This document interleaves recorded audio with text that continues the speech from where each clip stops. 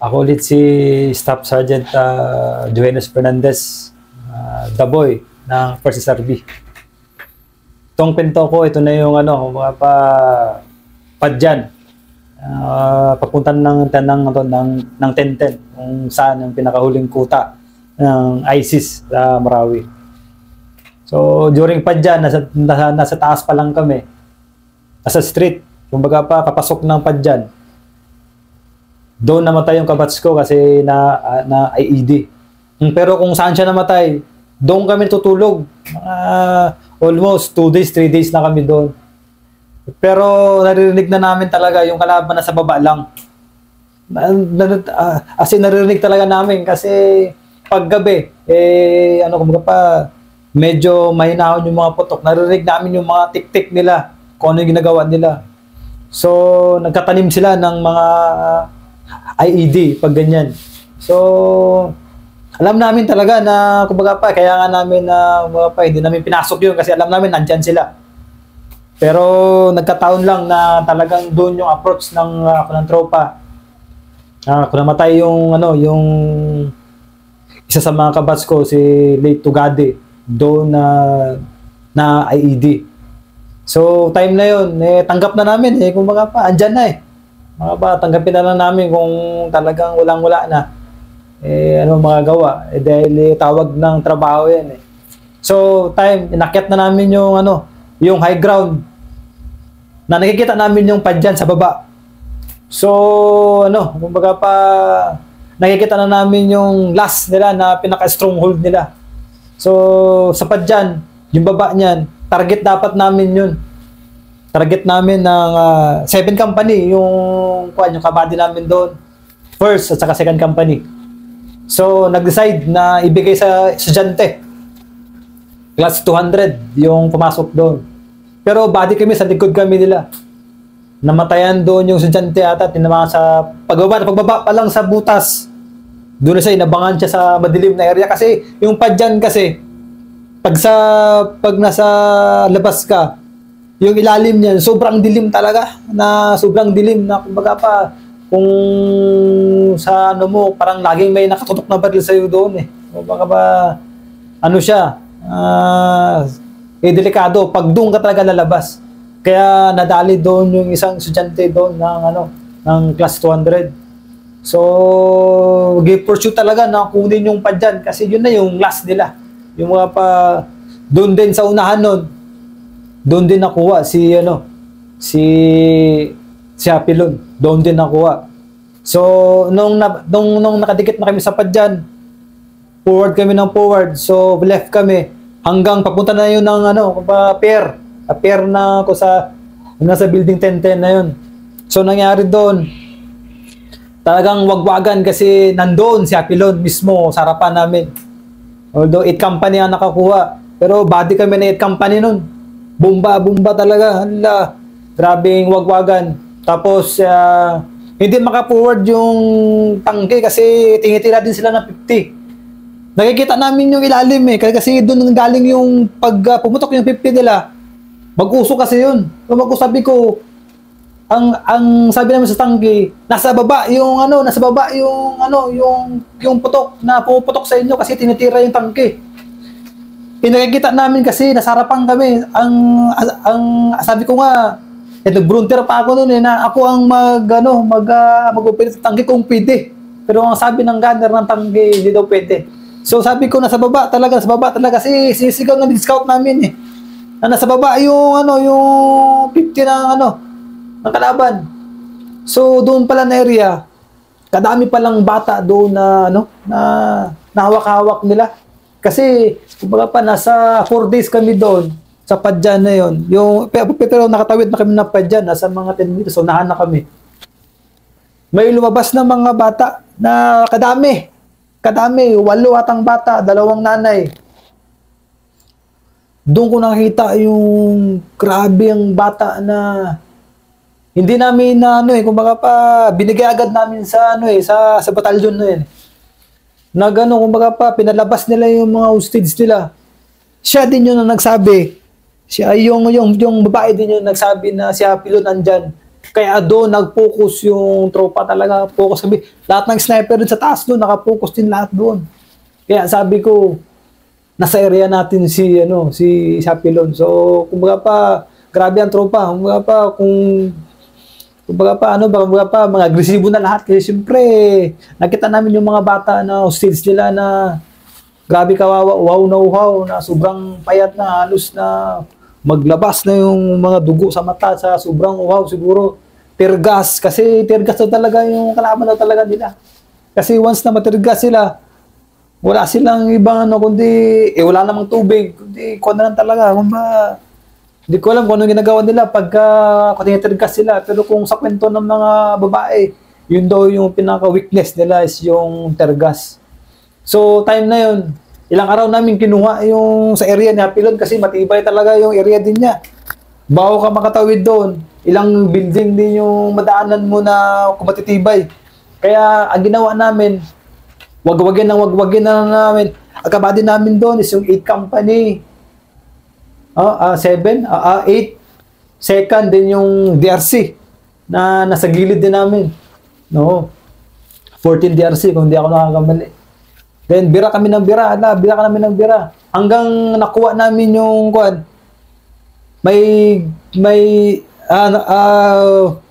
Bago kami nakatawid doon sa sa area ni Apilo, nakakit kami sa taas. Yung 8 company nag-search dito sa gilid. So, doon nila nakuha si Apilon talaga. Sila nakakuha kay Apilon. So, declare na yun, kumbaga pa, na-declare na gobyerno na okay na ang Marawi, pero ang totoo, hindi pa talaga nun. Kasi during na nakuha si Apilon, sige pa rin yung bagbagan kasi andun pa yung mga mga tausog. Kasi matatapang talaga ng mga tausog. Kasi kumbaga pa, ang Maranao, kumbaga pa, nag-give up na eh. Kumbaga pa, nag-surrender na, mag-attempt na mag-surrender. Pero ang sabi nila, pinuputukan sila ng tausog. So, ang ginagawa nila, hindi na mag-surrender kaya siyempre pinuputukan man kami. Kaya yun yung nila kumbaga pa rason nila. So forward. Hanggang nakuha na namin yung kumbaga pa malapit sa 10-10. Kumbaga pa doon sa Bravo 26 na yon, yung bahay na yon. Kumbaga pa leading kami that time noon. Ito yung talaga yung totoong kumbaga pa actual na nangyari doon kasi yung building 10-10 na yan. Area talaga namin yun. Tsaka yung Bravo 26 na yan. Area ng second company. Although, kabady namin doon siguro yung 14 DRC. Kasi nag-atras na yung 8 company banda sa may gilid support sila sa amin. So, time na yun, sa Bravo 26, yung pinasok namin nun, saksamang palad, naunidan ako doon ng 3. Tatlo yung wounded ko doon. Sabi ko nga, first time kong ako ang team leader na nawundidan ako. Kaya sabi ko, masakit sa akin yan. Sabi ko, Lord, malapit na matapos. Nawundid pa sila kasi clear na yun dyan, clear na yun. Iniwan na ng tropa, kami na nagpalit. Kung nilagyan na namin ng kahoy yung mga butas doon. Pero, ewan ko, tumapang yung kalaban. Gunner ata yun kasi nag-spray siya, ganyan. Tapos ang tropa ko kumbaga nakapalibot doon sa sasakyan kasi siyempre nagiging cover namin yun eh. May tinamaan pa rin sa amin. Isa doon si Bubiles. Ang tinamaan si Sayid Dimaala. Tapos yung isa pa, may isa pa doon. Si Satanyada tinamaan din doon eh. Yung radyoman si nun. Time na yun, nakikita ko yung barrel ng kalaban, nanggagaling talaga sa baba. Nagmaneuver yung hindi ko makalimutan yung pangalan ng tangke. Fernandez din yung pangalan ng tangke. Kauton, yun yung pangalan ng tangke doon na mga driver nila na naging close din namin. Nasabi ko, Master, yung kalaban na sa baba. Yung baba. Nag-volunteer ako ulit doon na akong mag-gather kasi nakita ko nga yung kalaban, nakikita ko nga yung baril kung saan talaga nagagaling yung putok. Pero hindi nga daw pwede kasi violation yun. Kaya sabi ko sa baba, basta sa baba, sa baba, sa baba. Kaya doon nag-start yung, kumbaga pa, nagplano na dikitan namin yung 10-10. Hindi ko makalimutan. Andiyan yung CEO ko, si Sir Herrera, yung nagdala sa amin. Nagplano na dikitan namin yung 10-10 kasi nag-surrender na yung kalaban kasi dahil sa daming putok na 50 ng tangke. Parang nag-attempt na sila na mag-surrender. Yung mga kalaban, mga bata pa. Mga tisoy, yung mga siguro mga galing na ibang bansa kasi talaga mga tisoy talaga. Makikita na namin sila kasi nagkalabas na sila. So decide yung XO ko na si Sir Herrera na mag-provide ng one section. Dikit kami sa 10-10. Walang nakadikit sa 10-10 na tropa. Sa ano ko lang kung hindi kayong section lang namin. Kasama ko doon sila Master Peñalosa, yung isang team, tsaka yung sa akin. Dikit kami sa 10-10. Habang kinakausap ni Sir Herrera yung kalaban. Kaya sabi ko yung tinawiran namin doon is ano lang kumbaga pa yung tulay lang na simento. Then, pag magbalik ka, sabi ko, pag once na magputok tong kalaban nito, hindi kami makatawid doon kasi open yun Open sa dilim. Yeah, sabi ko, kasi yung sa dilim na yun, hindi talaga namin pinasok kasi alam namin talaga talo kami doon. Marami na nag-attempt doon, pero talagang hindi pinasok. Kasi ginawa nilang barricade yung patay doon. Wala pa. Ganun ang nakita namin doon. Pagsilip ko doon sa baba ng 10-10, talagang bago ko tumawid, nakita ko talaga doon yung grabing sobra ng dami ng wounded nila, ng kalaban talaga. Nakita ko talaga doon. May mga buhay pa na humihingi pa ng tulong, may iba na patulutan na lang sa tubig. Kaya nakita ko talaga doon yung kalaban na din ako nakapile din yung mga kalaban doon pinanghiga nila doon. Pagtawid namin ng 10-10, sabi ko, Sir, baka hindi na tayo makabalik. Sabi ko, kasi isip ko noon, kasi once na pagputok yung kalaban doon lang yung cover namin. Sa gilid lang talaga ng 10-10. Wala nang ibang cover yun. Buti na lang, nag-decide sila na, sige, may nakipag-usap din na officer doon sa sarapan. Na sige, palisin kami doon, mag-surrender sila. Kaya umatras kami.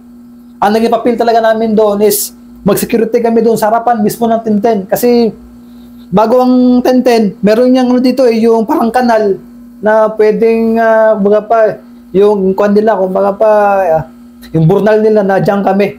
Kaya doon kami, yung team ko andoon. Kasi yun ang papel namin. Kaya sabi ni Sir Herrera, kung ano yung papel mo, doon ka. Kaya doon kami sa harapan talaga ng 10-10. Nakaabang kami doon. Habang nag-surrender yung mga kalaban, lumalabas yung mga kalaban, dami. Babae, lalaki. Lahat yun. Kumbaga pa, na-assist. Na-assist namin lahat. Na-assist. Doon pa si Suway, yung radyoman na ni Sir Herrera. Na-assist talaga namin lahat yun. May nabuhat pa nga kami doon na buntis. May Pilsario. Hindi ko makalimutan yun. Kasi talagang sabi ko, buntis yun siya. Malaki na yung tiyan niya. Malaki na talaga. Sabi ko, nakaligtas na naman ako ng buhay na bata. Sabi ko, isip ko noon, sabi ko, thank you Lord, kasi kumbaga pa, pinagtas ko sila. Masarap sa feeling yung ganun, yung nakakaligtas ka talaga. Lalo na yung mga babae na may mga bata, ganun. Kaya napasok na, namin yun, kumbaga pa, na-rescue namin sila. Then time na yun, may matapang din na nahingi ng tubig. Kaya tinapunan ng tropa ng 15 company ng mineral water ata yun o yung Gatorade. Pagtapon sa kanya, pagkuha niya, nagpasok agad sa loob. Kasi yung area kasi nila madilim talaga. Then, nagpaputok siya, papapapapap. Kaya doon na kulang tropa na nag-volume fire din ang tangke sa likod namin. Kaya sabi ko, ang tropa ko atras. Kasi siyempre, nagpaputok yung 50 doon sa harapan, sa likod namin. Sabi ko atras. Kaya sabi ko, cover lang kayo dito sa tangke habang nag-volume fire kami. May nakakuha sa akin na video nun marami kasi yung mga taga-pub, yung mechanized ata yun, sabi ko nga, ginashare nila sa akin yung dati, pero nawala nga yung cellphone ko. Sila yung nakakaalam nun. Kaya bulyong-fire ng bulyong-fire, bulyong-fire ng bulyong-fire. Habang yung ibang tropa, nagpatabi natin kasi siyempre, ano na yun kumbaga pa, marami ng tropa talaga doon. Halo-halo na yung tropa doon. Hindi mo na makontrol din yung tropa. Kaya, din yung pagbulyong-fire ng tropa, naghinto yung kalaban. So, ceasefire. Ceasefire. Nag-shoot naman ulit kung anong nag-shoot na naman. May lumabas naman ng mga mga surrenderies na naman, ganun. Then hanggang siguro almost mga 37, 36 na nag-surrender kadami. Oh. After nun, ang ano namin doon is yung nagiging doon is yung mga mayroon pa talaga iba sa loob na ayaw talaga mag-surrender. Ayaw mag-surrender talaga kasi nakakuha na sila ng pagkain. Nabigyan kasi sila ng pagkain. Kaya, yun, busog na naman sila. Sa loob na naman sila ulit. Hindi na naman sila lumabas. Hanggang negotiation hanggang nakuha namin yung pinakahuling sumuko na gusto pang sumuko pero yung iba ayaw na talaga. Then, after nun, ng pagkahapon na, yung medyo tahimik na naman, merong lumabas na tao, dala-dala yung bata na siguro 6 months or 8 months yung bata talaga. Nakita ko talaga yun kasi ako yung dalawa kami duty doon Kaya, hindi ko lang matandaan kung sino. Nakita ko yung bata na inangat niya na para hindi siya barilin, inangat niya yung sanggol. Ang kumuha nun, yung tangke ang kumuha nun Kaya, nilabas na yung bata kasi daw, grabe kasi yung tear gas na titira namin doon. Hindi na daw makahinga yung bata. Nag-green na yung bata Nag-itim na yung mga tsura niya. Nagsuka na daw ng green yung bata, kaya nilabas nila. Kaya, yun yung naging papel namin sa 10-10 na yun. Marami pang tropa na makakwento talaga kung anong nangyari doon. So, yun lang yung kwentong Marawi ko. At sana itong ginagawa na ganito is yung magiging memory to ng tropa na nagbuwis ng buhay, na nagigipaglaban para sa bayan. Alam ko itong mga kwentong to, kumbaga pa magiging aral sa mga bagong mga henerasyon ng sundalo. At na din to, kumbaga para sa pamilya na din na balang araw, hindi rin tayo magtatagal sa mundo. So ito yung may iwan natin, na magiging proud sila sa atin na yung tatay ko pala, nagsilbi pala sa bayan ng ganyan. Kaya hindi na kasi natin lahat nagkwento sa pamilya. Kaya importante to. Kaya sana magkaroon pa ng maraming ganito at marami pang may kwento yung tropa. Maraming salamat.